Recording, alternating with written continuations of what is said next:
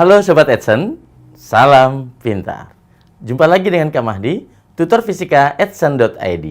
Dalam video kali ini, kita akan bahas materi medan magnet.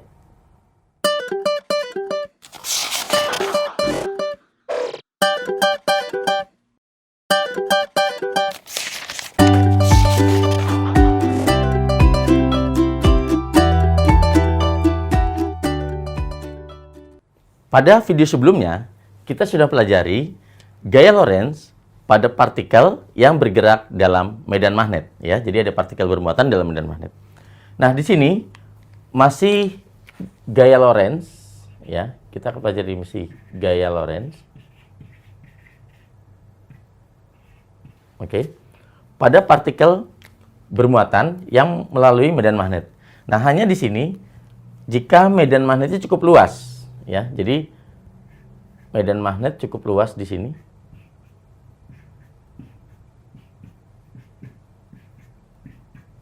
Ini adalah B, simbol dari medan magnet. Gitu ya.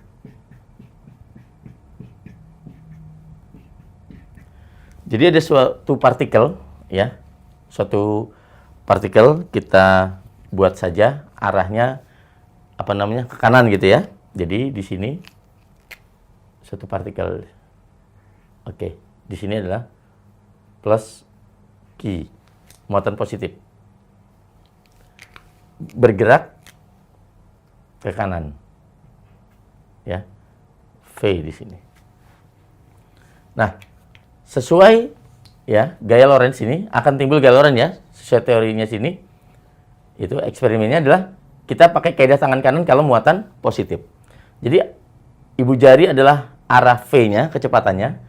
Kemudian silang ini itu adalah, ya sebelumnya sudah kita jelaskan, untuk silang di sini, simbol silang adalah artinya gaya medan magnetnya menembus masuk bidang gambar, menjauhi pembaca. Jadi ke sana gitu. Jadi ini V, yang keempat jari adalah medan magnet. Maka yang keluar dari telapak tangan, ya, yang keluar dari telapak tangan adalah gaya Lorentz-nya. Jadi di sini yang timbul adalah gaya Lorentz ini. Gitu. Nah, sehingga nanti gerakan partikelnya kan akan seperti ini. Karena apa? Ketika bergerak ke kanan ditarik ke atas, maka akan sedikit menyerong gitu ya. Nah, tetapi karena masih di dalam medan magnet, selama itu pula dipengaruhi gaya Lorentz. Jadi misalnya ketika partikelnya di sini. Sekarang V-nya sekarang ke sini. Maka akan selama itu juga dipengaruhi oleh gaya Lorentz, ya. Kemudian terus begitu seterusnya. Nah, ketika posisi di sini, ya, V-nya ke sana, maka akan selama itu pula dipengaruhi oleh gaya Lorentz. Nah, di sini akan terlihat, maka nanti lintasan suatu partikelnya adalah berbentuk lingkaran. Seperti ini, gitu ya. Lingkaran seperti ini. Nah, sekarang coba perhatikan gaya Lorentz-nya di sini. Gaya Lorentz ini itu akan menuju suatu titik yang sama. Oke. Nah, kita tahu bahwa jika suatu gaya pada gerak melingkar yang menuju pusat lingkaran itu adalah gaya sentripetal. Maka di sini gaya Lorentz di sini, ya, itu sama dengan gaya sentripetalnya. Oke. Nah, untuk gaya Lorentz pada partikel bermuatan, ya, untuk gaya Lorentz pada partikel bermuatan di sini itu adalah B besarnya, ya, B Q V di sini, ya. Sama dengan untuk gaya sentripetal pada gerak melingkar itu adalah M V kuadrat per jari-jarinya, ya. Saya tulis saja R besar. Oke. Jadi di sini bisa kita coret V-nya. Maka jari-jari yang terbentuk, ya, Jadi artinya untuk jari-jari lintasan yang terbentuk R sini bisa kita rumuskan R sama dengan M kali V per B kali Q. Gitu ya. Nah, jadi bisa saya tuliskan R di sini adalah jari-jari lintasan partikel. Tentunya satuannya SI-nya meter. Untuk M-nya di sini adalah massa partikel. Ya, massa partikel satuannya kilogram. V-nya itu adalah kecepatan partikel. Tentunya partikel bermuatan ya. Karena kalau tidak bermuatan tidak dibelokkan. Kecepatan partikel meter per sekon. Kemudian B-nya adalah kuat medan magnetnya. Kuat medan magnet di sini. Satunya Tesla. Q-nya adalah muatan partikelnya. Satuannya Coulomb. Oke. Nah, ini adalah ketika partikel melewati suatu medan magnet yang cukup besar. Jadi tidak cukup keluar untuk di daerah medan magnet. Jadi dia bergerak secara berputar. Oke. Itu kalau tegak lurus ya. Nah, masih kita bahas yang tegak lurus.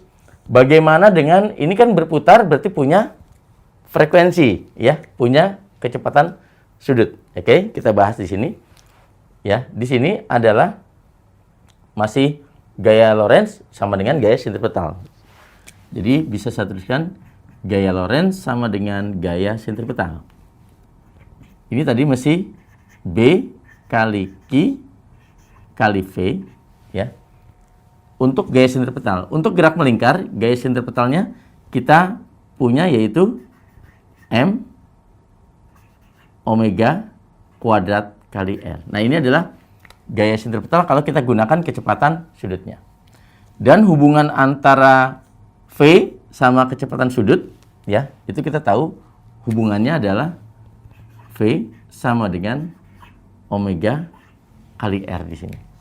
Jadi untuk V di sini kecepatannya bisa kita tuliskan B kali Q kali omega kali R sama dengan M omega kuadrat kali R. Oke. Nah, R di sini kan jari-jari gitu ya, jari-jari ini. Ini di sini huruf besar ya. Kita bikin saja di sini adalah jari-jarinya huruf besar. Oke. Seperti ini. Nah, sekarang bisa kita coret kan untuk apa namanya R-nya di sini. Dan omeganya 1 buah di sini.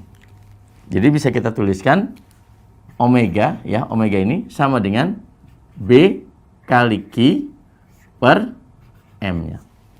Nah, omega di sini ya, itu kita tahu bahwa 2pi per periode ya, atau bisa juga 2pi kali frekuensi.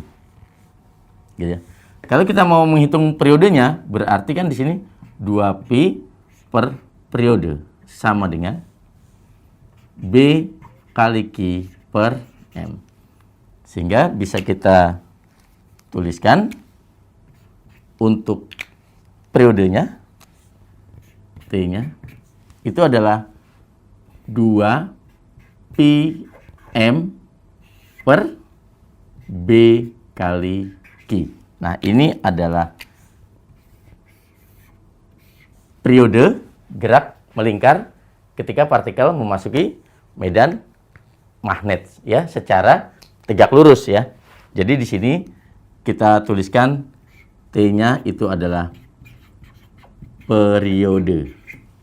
Oke, satuannya sekon. Tentunya masanya adalah massa partikel, pi-nya adalah 3,14 ya. Gitu Sobat Einstein. Tadi kita sudah bahas yaitu ketika partikel ya tegak lurus dengan arah medan magnet itu menghasilkan gerak melingkar. Nah, sekarang bagaimana jika tidak tegak lurus? Jadi saya bikin sumbu X, Y, Z ya, gitu seperti ini. Misalnya ini adalah sumbu X, ini sumbu Y, ini sumbu Z. Di mana sumbu Z ini adalah keluar bidang gambar ya sebenarnya ya. Jadi mereka ini saling tegak lurus semuanya. Nah, ketika suatu partikel ya, misalkan tidak tegak lurus, misalkan seperti ini. Ini arah V-nya.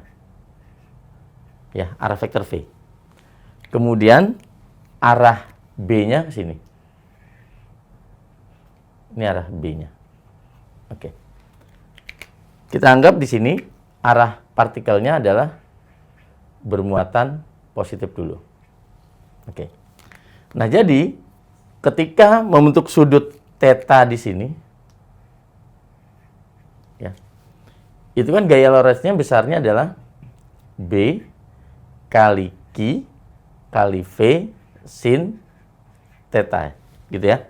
Jadi kita proyeksikan ke tegak lurusnya. Jadi makanya menggunakan sin theta.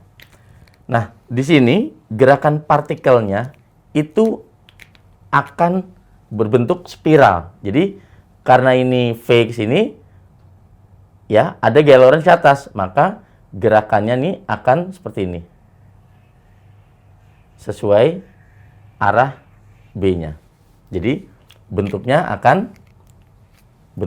Kita sebut sebagai vertikal. Apa? Spiral ya, bukan vertikal. Spiral atau sebutnya juga solenoida. Jadi ini adalah gerak partikelnya. Gitu ya.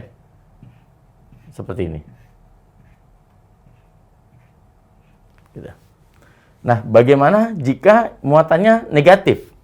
Sebenarnya juga tetap tetap spiral, hanya arahnya saja yang berbeda gitu ya. Kalau ini ke atas dulu, kalau yang untuk untuk yang negatif ke bawah dulu, tapi tetap spiral seperti itu.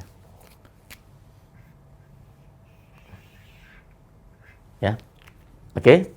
Nah, sekarang kita bahas contoh soalnya ya. Kita bahas contoh soal di sini.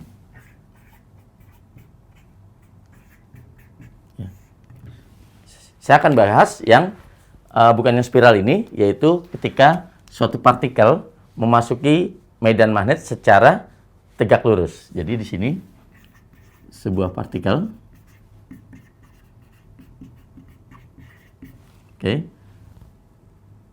sebuah partikel bermuatan minus 3,2 kali 10 pangkat minus 9 kolom. Ya, bergerak dengan kecepatan 5 kali 10 pangkat 3 meter per sekon. Melewati suatu medan magnet ya. Medan magnetnya adalah 2 kali 10 pangkat 2 Tesla secara tegak lurus. Pertanyaannya, besar jari-jari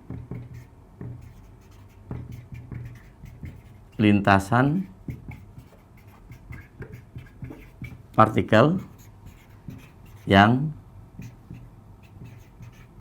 terbentuk adalah Jadi di sini sebuah partikel bermuatan Q-nya diketahui yaitu minus 3,2 kali 10 pangkat minus 9. Ini kolom. Kemudian bergerak dengan kecepatan 5, V-nya di sini 5 kali 10 pangkat 3 meter per sekon. Ya. melewati suatu medan magnet yaitu B 2 kali 10 pangkat 2 Tesla secara tegak lurus. Besar jari-jari lintasan partikel yang terbentuk adalah, jadi pertanyaan adalah R-nya. Oke. Nah, untuk jari-jari yang terbentuk lintasan partikel itu kita bisa gunakan persamaan adalah R sama dengan tadi sudah kita dapatkan yaitu massa partikel ya kali kecepatannya per muatannya kali besar medan magnet kali muatannya. Nah, di sini kita kekurangan data itu untuk massanya ya. Sebetulnya sebuah partikel massanya itu adalah 1,6 kali 10 pangkat minus 10 kg. Gitu ya.